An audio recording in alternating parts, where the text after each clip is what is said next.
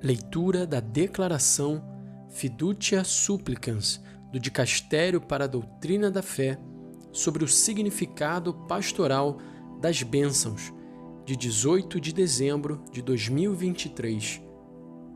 Leitura em tradução livre, utilizando o Google Tradutor. Apresentação. Esta declaração considera diversas questões que chegaram a este dicastério nos últimos anos. Ao preparar o documento, o dicastério, como é sua prática, consultou especialistas, empreendeu um cuidadoso processo de redação e discutiu o texto no congresso da seção doutrinária do dicastério. Durante esse período, o documento foi discutido com o Santo Padre.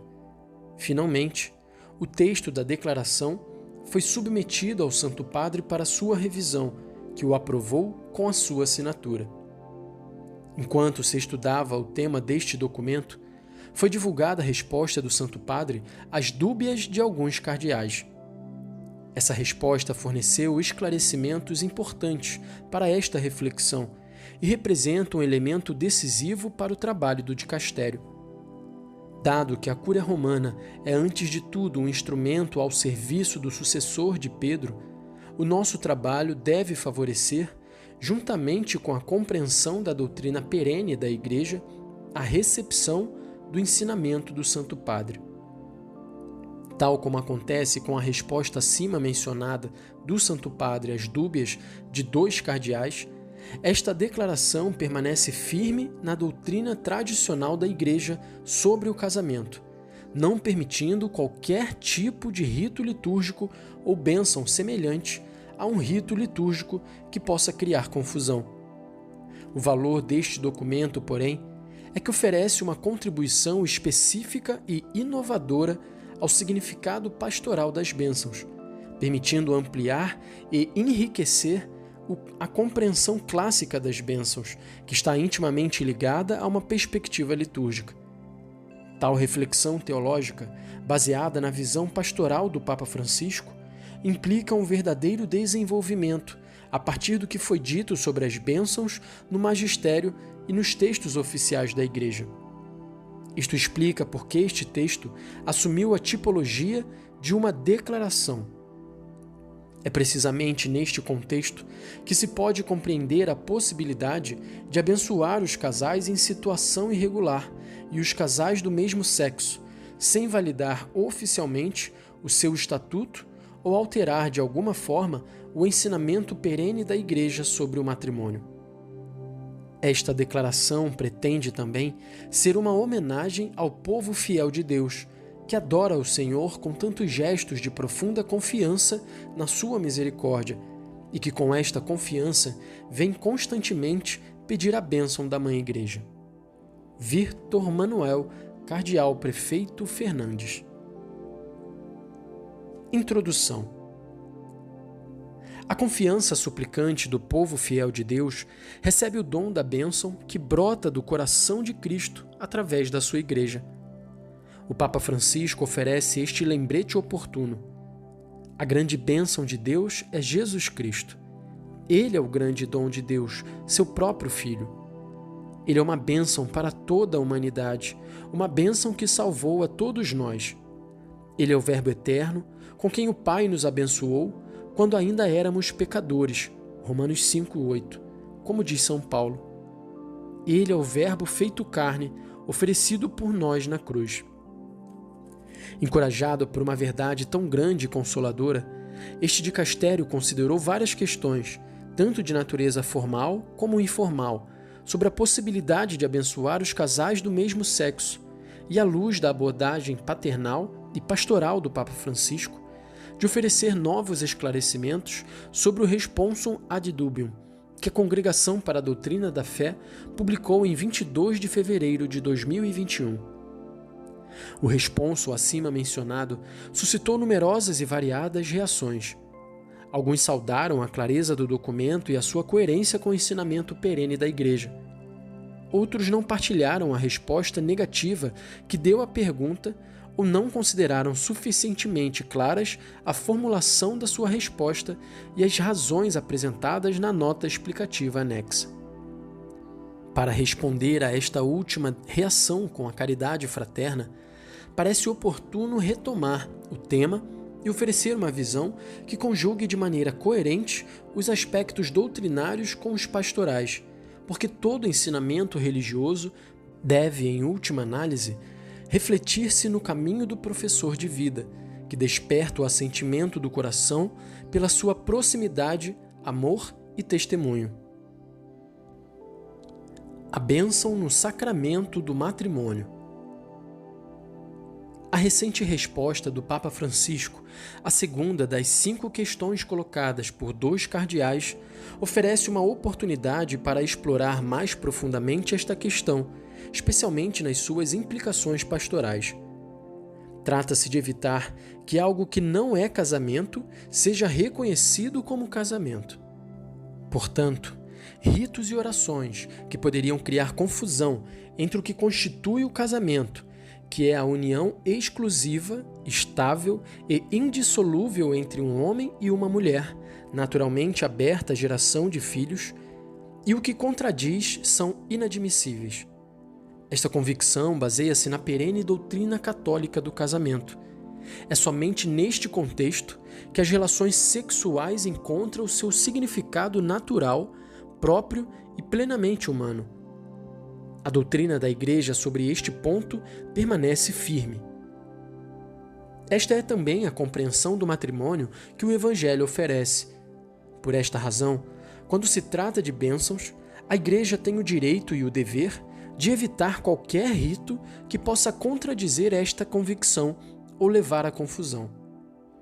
Tal é também o significado do Responsum da Congregação para a Doutrina da Fé, que afirma que a Igreja não tem o poder de conceder bênçãos às uniões de pessoas do mesmo sexo. Deve-se sublinhar que no rito do sacramento do matrimônio não se trata de uma bênção qualquer, mas de um gesto reservado ao ministro ordenado. Neste caso, a bênção dada pelo ministro ordenado está diretamente ligada à união específica de um homem e uma mulher, que estabelecem uma aliança exclusiva e indissolúvel com seu consentimento. Este fato permite-nos realçar o risco de confundir a bênção dada a qualquer outra união com o rito próprio do sacramento do matrimônio. O significado das várias bênçãos. A resposta do Santo Padre acima mencionada convida-nos a ampliar e enriquecer o significado das bênçãos. As bênçãos estão entre os sacramentais mais difundidos e em evolução. Com efeito, levam-nos a captar a presença de Deus em todos os acontecimentos da vida e recordam-nos que, mesmo no uso das coisas criadas, o ser humano é convidado a procurar Deus, a amá-lo e a servi-lo fielmente. Por isso, as bênçãos têm como destinatários as pessoas, objetos de culto e devoção, imagens sagradas, lugares de vida, de trabalho e de sofrimento, os frutos da terra e do trabalho humano, e todas as realidades criadas que remetem ao Criador, louvando e abençoando pela sua beleza. O significado litúrgico dos ritãos de bênção. Do ponto de vista estritamente litúrgico, a bênção exige que o que é abençoado seja conforme à vontade de Deus expressa nos ensinamentos da Igreja. Com efeito, as bênçãos são celebradas em virtude da fé e ordenadas para o louvor de Deus e para o benefício espiritual do seu povo. Como explica o livro das bênçãos, para que esta intenção se torne mais evidente por uma antiga tradição, as fórmulas de bênção visam principalmente dar glória a Deus pelos seus dons, pedir os seus favores e restringir o poder do mal no mundo.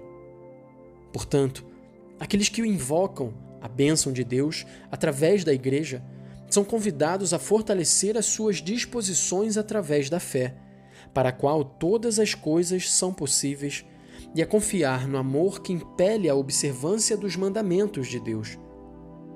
É por isso que, embora há sempre e em toda parte uma oportunidade de louvar a Deus através de Cristo no Espírito Santo, há também o cuidado de fazê-lo com coisas, lugares ou circunstâncias que não contradizem a lei ou o espírito do Evangelho.